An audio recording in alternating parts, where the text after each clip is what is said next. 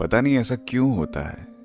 जब चीज़ें गुजर जाती हैं, वक्त हाथों से निकल जाता है, उसके बाद अक्सर हमें गुजरा हुआ वक्त याद आने लगता है। हेलो हाय, मेरा नाम पंकज जीना है और आज हैशटैग किस्सा में जो किस्सा मैं आपको सुनाने जा रहा हूँ उसका हैशटैग है नादानियाँ।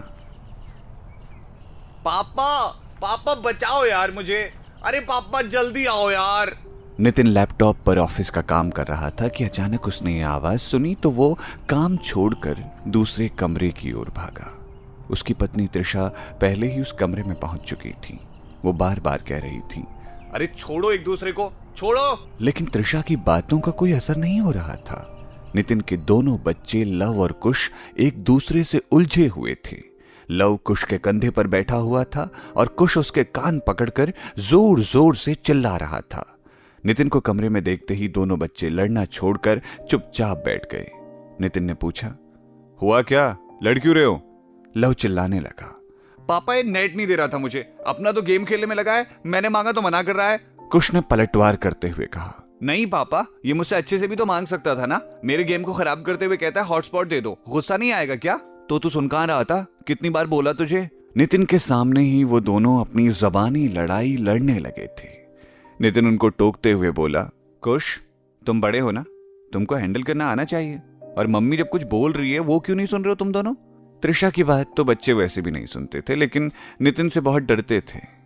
इसके बाद नितिन और त्रिशा ने उन दोनों की लड़ाई को रोकने के लिए उन दोनों को खूब डांट लगाई और एक फैसला किया। लव मम्मा के साथ बैठेगा और कुश तो मेरे साथ बैठोगे। और ये दिन भर गेम क्यों खेलते रहते हो तुम लोग? कुछ प्रोडक्टिव नहीं कर सकते? और यार ये इंटरनेट की लड़ाई कौन लड़ता है? नितिन बच्चों को ऐसे डांट रहा था जैसे उसके बॉस उसे टोका करते थे। प्रोडक्टिव क्यों नहीं करते तुम? अपने बचपन के दिनों को भूल गया था शायद नितिन।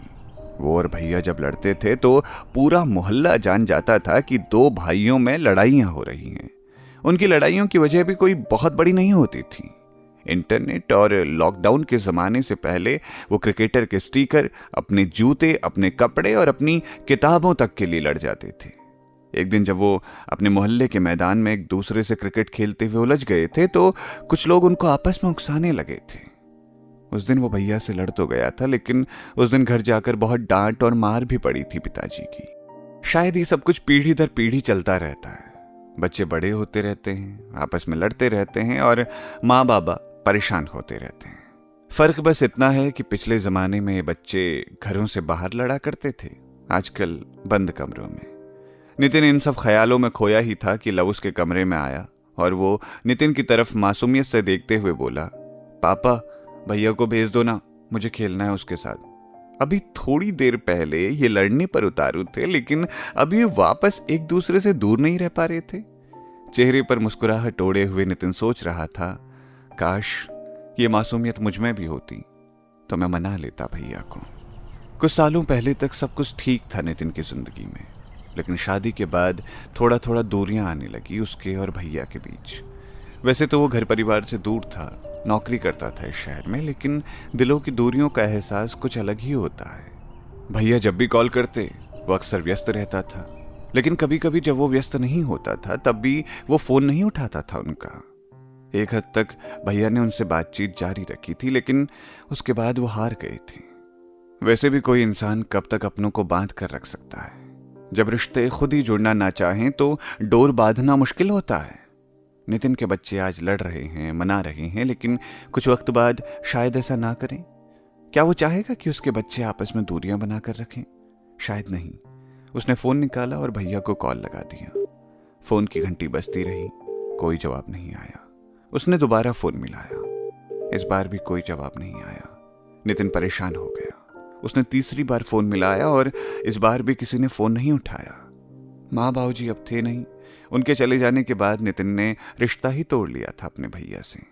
आज जब वो लंबे समय बाद अपने भैया को फोन मिला रहा था तो कोई जवाब ही नहीं आया।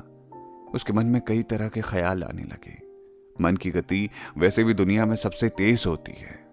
अपने घर की खिड़की से बाहर देखता हुआ वो इन ख्यालों से लड़ रहा था कि अचानक उसने अपना फोन बजता हुआ देखा। भैया का कॉल आ रहा था। उसने फोन उठाया और दूसरी तरफ से आवाज आई, कैसा है, ठीक है ना तू? भैया में आज भी वही मासूमियत थी। बस इस मशीनी दुनिया ने नितिन को बदल दिया था। कभी कभी जिंदगी में छोटी सी चीजें आपको बहुत कुछ सिखा जाती हैं। नितिन को आज पहली बार यह एहसास हुआ था। तो ये था आज का हैशटैग किस्सा। सुनते रहिए रेडियो सिटी। मेरा नाम है पंकज जीना।